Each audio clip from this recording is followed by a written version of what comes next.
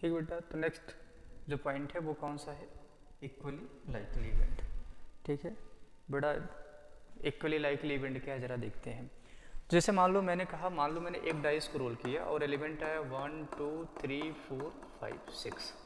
तो अगर ये मेरे पास में, अभी मैंने प्रोबेबिलिटी की डिफिनीशन नहीं बताई है, लेकिन अगर मैं बोलूँ कि मान लो एक डाइस को मैंने रोल किया, तो मैं अगर बोलूँ 1 के आने के क्या चांस हैं, तो 1 के आने के जो चांस होते हैं वो कितने आएंगे? 1/6, क्योंकि टोटल 6 हैं और 1 एक ही बार है तो उसके आने के चांस कितने आएंगे? 1/6 आएंगे। प्रोबेबिलिटी ऑफ 2 यानी 2 के आने के चांस भी कितने आएंगे? 1/6। या मैं प्रोबेबिलिटी ऑफ 3 की बात करूँ तो वो भी कितना आएगा? 1/6 आएगा। या इक्वली मिला के जितने भी एलिमेंट हैं उन सब के आने के जो चांस होंगे वो कितने होंगे? 1 होंगे। तो यानी वो सारे इवेंट जिनकी सेम वैल्यू ऑफ प्रोबेबिलिटी, उसको हम क्या बोलते हैं? इक्वली लाइकली इवेंट होते हैं। यानी 2 और more than 2 event, more than 2 event said to be equally likely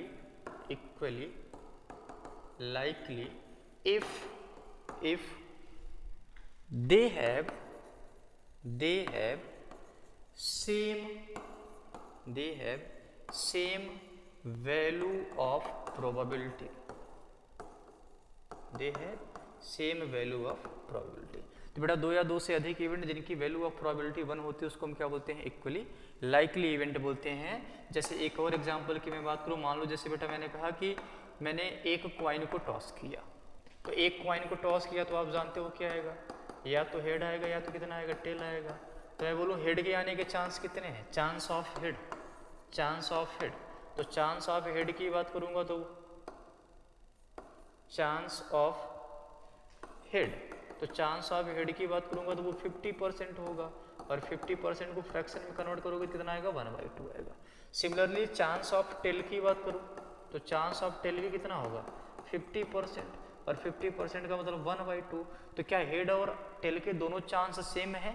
that is the probability of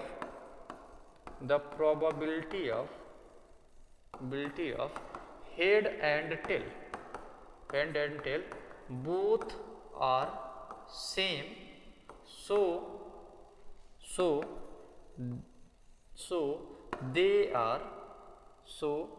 these are कर लो अब, they are की बेटर these are कर लो, so these are equally likely event।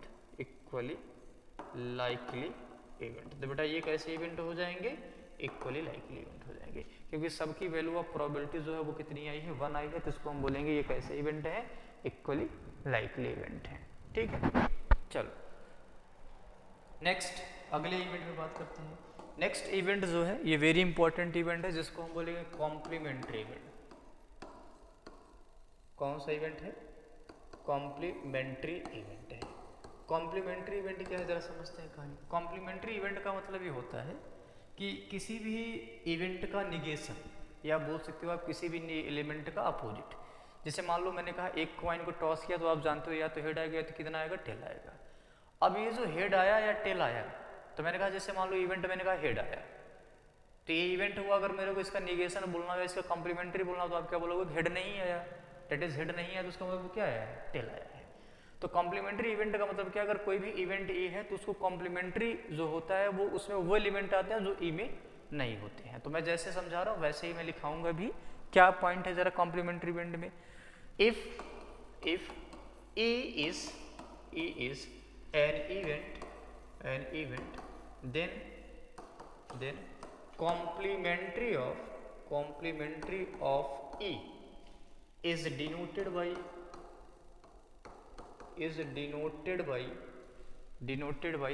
E dash। किससे दिखाएंगे बेटा उसको? E dash से। and defined as कैसे डिफाइन करते हैं कि बेटा ई डैश में वो एलिमेंट आएंगे, मैं जैसे बोल रहा हूँ वैसे, ई डैश में वो एलिमेंट आएंगे जो या ई डैश में those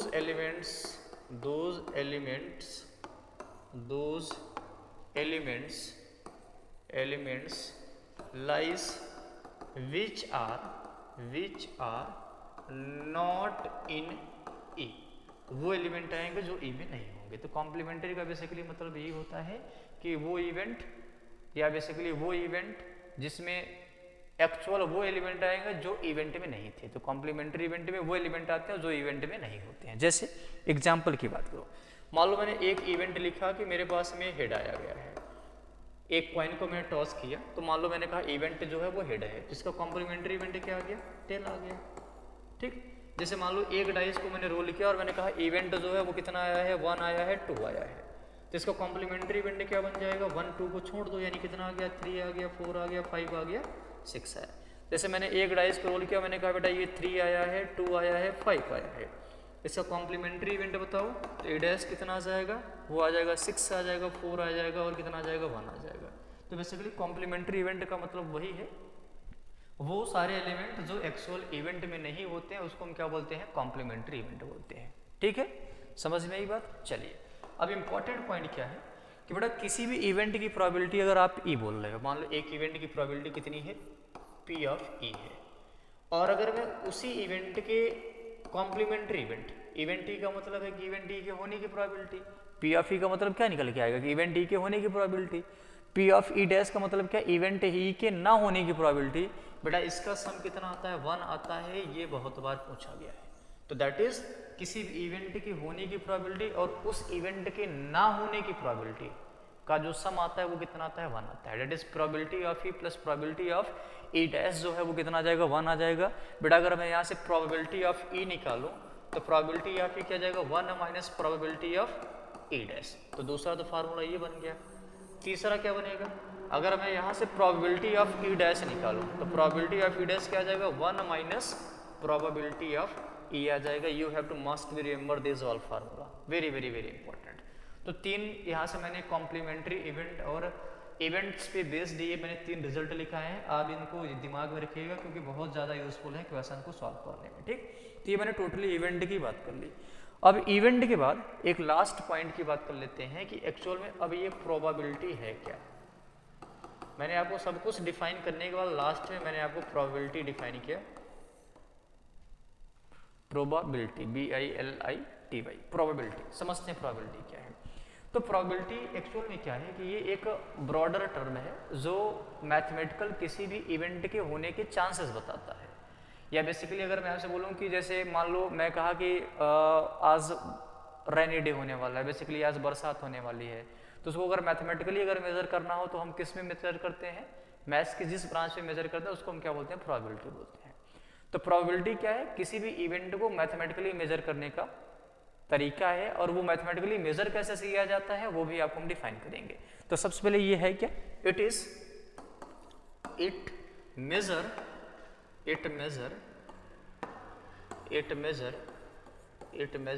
the chance of occurrence of an event।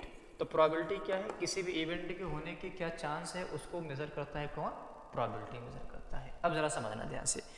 Late मान लो मैंने कहा बेटा let E be an event then probability of E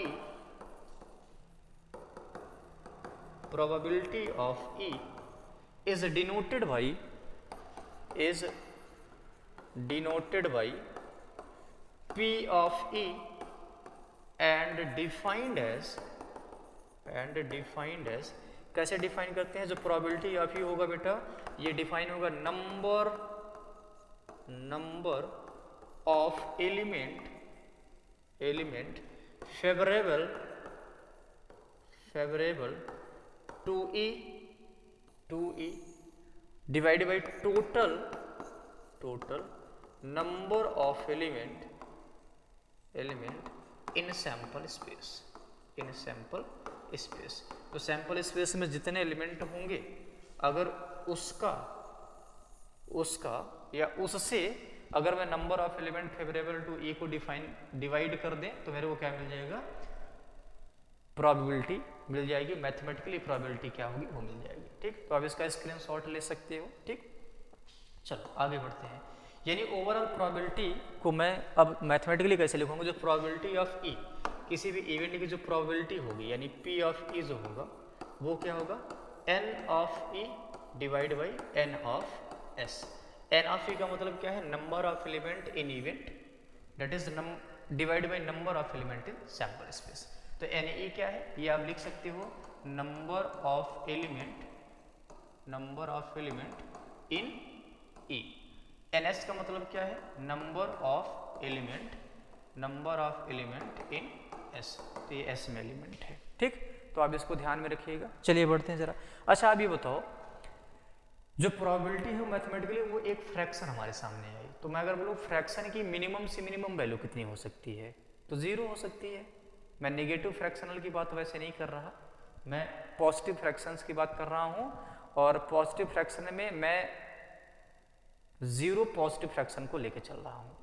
तो अगर मैं इसकी बात करूँ कि N ऑफ S, समझना ध्यान से, N ऑफ S अगर मैं बोलूँ कि N of E is equal to N of S हो, मतलब जितने एलिमेंट फेवरेबल हैं उतने ही सैंपल स्पेस में हैं, तो P ऑफ E कितना आ जाएगा 1 आ जाएगा। तो मैक्सिमम वैल्यू ऑफ प्रोबेबिलिटी कितनी आ सकती है 1 आ सकती है। और अगर N ऑफ E 0 हो जाए मतलब फेवरेबल एलिमेंट है ही नहीं तो प्रोबेबिलिटी ऑफ E कितना आ सकता है 0 आ जाएगा। तो जो प्रोबेबिलिटी की पॉसिबल रेंज होगी प्रोबेबिलिटी हमेशा या तो 0 या 0 से क्या होगी बड़ी होगी, बट 1 या 1 से क्या होगी छोटी होगी। ये CBSE ने ये सवाल पूछा था 1 मार्क्स के MCQ में कि प्रोबेबिलिटी का सेलेक्टेड रेंज बताइए। तो जो प्रोबेबिलिटी होगी वो मिनिमम से मिनिमम कितनी होगी 0 होगी, मैक्सिमम टू मैक्सिमम कितनी होगी 1 होगी। समझ में आई बात, क्लियर है। चलिए तो इस तरीके से हमने प्रोबेबिलिटी की कंप्लीट थ्योरी की बात कर ली है। अब अगले वाले क्लास में हम क्या करेंगे कि इन पे इंपॉर्टेंट क्वेश्चंस और PYQs का डिस्कशन करेंगे। तो आप लोगों से बेसिकली मुझे यही कहना है कि आप अगला वाला क्लास अटेंड तभी करिएगा जब आपको ये पूरे लेक्चर्स क्या है रिवाइज है। मैं एक बार ओवरऑल कंक्लूजन दे देता हूँ कि मैं क्या क्या पढ़ाया इस पूरे लेक्चर्स में, इस लेक्चर में और पिछले वाले लेक्चर्स में।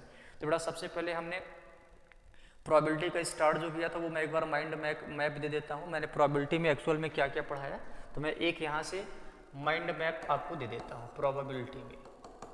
प्रोबेबिलिटी में मैंने सबसे पहले आपको पहली क्लास में मैंने आपको सिखाया था एक्सपेरिमेंट।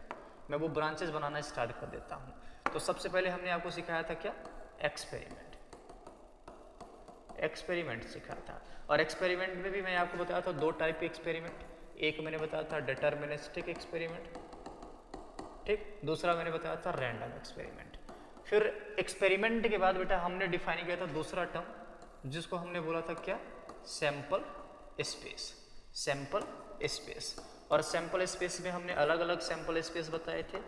क्या क्या हमने बताया था सबसे पहला नंबर हमने सैंपल स्पेस में 1 क्वाइन का सैंपल स्पेस बताया था, ये सब आपको मिल जाएगा। 2 क्वाइन का मैंने सैंपल स्पेस बताया था, 3 क्वाइन का हमने सैंपल स्पेस बताया था। 1 डाइस का, डाइस वालों की बात करें तो 2 मैंने डाइस में बताया था, एक तो 1 डाइस का मैंने बताया था, 2 डाइस का हमने बताया था। फिर हमने सैंपल स्पेस में ही हमने 2 चीज़ और बताया था, डेक ऑफ कार्ड मतलब इंट्रोडक्शन ऑफ कार्ड बताया था। इंट्रोडक्शन ऑफ कार्ड बिल्कुल आप बेसिकली जाके पिछले वाले लेक्चर में देख सकते हैं, इंट्रोडक्शन ऑफ कार्ड बताया था। इंट्रोडक्शन ऑफ कार्ड जैसे ही फिनिश्ड हुआ था फिर हमने डिफाइन किया कि इवेंट क्या है, ठीक। फिर अगला जो पॉइंट हमारा वो था क्या इवेंट। फिर इवेंट को मैंने 2 कैटेगरी में डिफाइन किया था। एक मैंने आपको बताया एलिमेंट्री इवेंट क्या होता है, एलिमेंट्री इवेंट मैंने बताया। फिर मैंने आपको बताया था कंपाउंड इवेंट बताया। और फिर इन दोनों इवेंट्स में मैंने स्पेशल टाइप के इवेंट बताए। वो स्पेशल टाइप के इवेंट कौन थे, एक तो था श्योर इवेंट, दूसरा हमने आपको बताया था इम्पॉसिबल इवेंट, तीसरा हमने बताया इक्वली लाइकली इवेंट, ठीक है ना। इक्वली थोड़ा सा राइटिंग ध्यान रखिएगा, मैं बोल रहा हूँ क्लियर समझ में आ रहा होगा। इक्वली लाइकली इवेंट, और लास्ट में हमने आपको बताया था कौन सा, लास्ट में हमने बताया कॉम्प्लीमेंट्री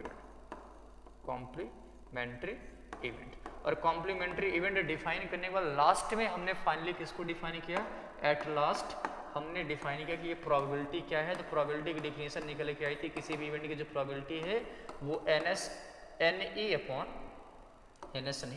NE अपॉन क्या आता है NS आता है। NE जो है वो क्या है number of element in favourable to E, और NS क्या है number of element in sample space. और हमने एक लास्ट में और पॉइंट बताया कि जो प्रोबेबिलिटी है वो मिन से मिन 0 होगी और मैक्स टू मैक्स जो होगी 1 होगी। बच्चा इसके अलावा आपसे प्रोबेबिलिटी का क्वेश्चन पूछा ही नहीं जाएगा। This is the complete mind map of chapter probability, chapter number 14। तो आप इसका बिल्कुल स्क्रीनशॉट ले सकते हो। ये सारे पॉइंट ही, इससे ज़्यादा पॉइंट आते नहीं हैं और इन पॉइंट्स को आप रिमेंबर करके या बेसिकली माइंड में सेट करके आप अगले वाली क्लास में आएंगे और अगले वाले क्लास में हम इन पे बेस्ट अच्छे अच्छे क्वेश्चंस करेंगे। तो चलिए आज के लिए बस क्लास इतना ही करते हैं। Thank you and best to all. ठीक।